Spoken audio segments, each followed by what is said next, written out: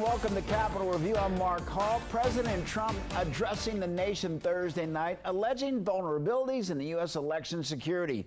Months ahead of the midterms, he cited newly declassified documents, but critics are pushing back. The president spoke for 25 minutes from the East Room, arguing that America's election system is vulnerable.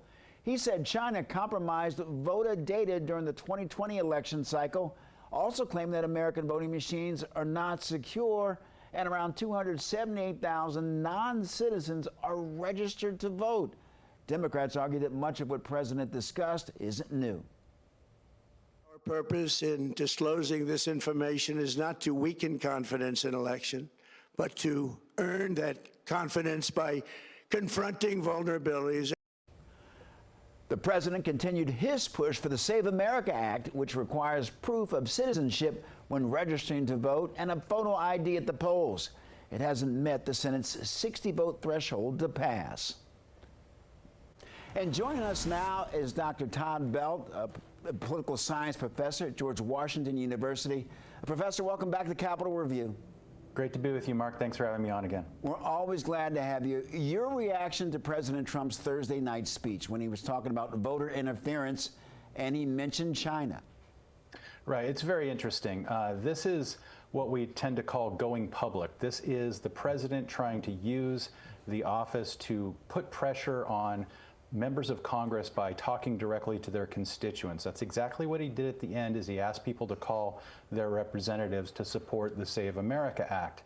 But he started off with about 5 minutes of saying how great everything is and that our country was dead and now we're the hottest country in the world. I'm not sure why he uses that adjective, but he likes to.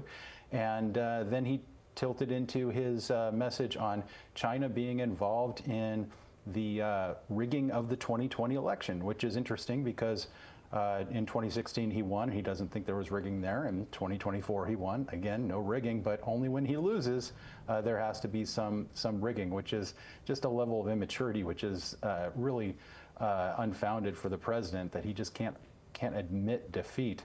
But it was interesting that he called out China. There are some documents in there that talk about how China was able to obtain some voter rolls and voter information, but this is publicly available information for people who can purchase it. So there's really nothing new there. He also talked about some people being on the rolls who are not American citizens, and in some states and in the District of Columbia, those people are able to vote in municipal elections and some other local elections, and that's just really sort of clouding the waters.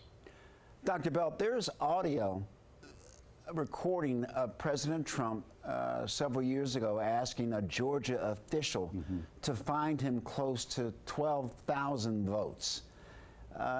Does President Trump have a credibility issue when he's talking about election interference or cheating? He used the word cheating in Thursday night's remarks.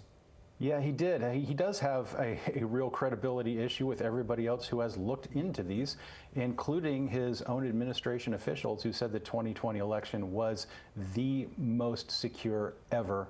And so there's a problem with that, but he's talking directly to people who he thinks can push his Save America Act over the line. There are some Republicans who are very concerned with the registration requirements and proof of citizenship that might disenfranchise some of their voters, and that's why some of those Republicans are against it. And he needs all of them and some Democrats to get it over that 60-vote threshold, or 3/5 as it is, since there's a vacancy now in the Senate. Professor, getting over that 60-vote threshold could be a challenge. Did the president put his party in even a tougher predicament heading into the midterms with Thursday's speech? Well, I think he kind of did, because if you look at this, he didn't call for any sort of sanctions against China or any sort of penalty for them. He talked about firing intelligence officials. And remember, these documents are just cherry-picked. They really don't say anything new or anything that involves any sort of actual, activity and impact on the outcome. The intelligence departments, they put together documents and then they decide which is verifiable and actionable, and these were not those because they were never moved up the chain. This reminds you of what Dick Cheney and Scooter Libby did with the Iraq War intelligence, and of course now even a lot of Republicans admit that was the wrong move to do. This may seem to be the same sort of thing for the Republicans moving forward. Professor Todd Belt, thank you so very much for joining us. Great to be with you. Thanks for having me on.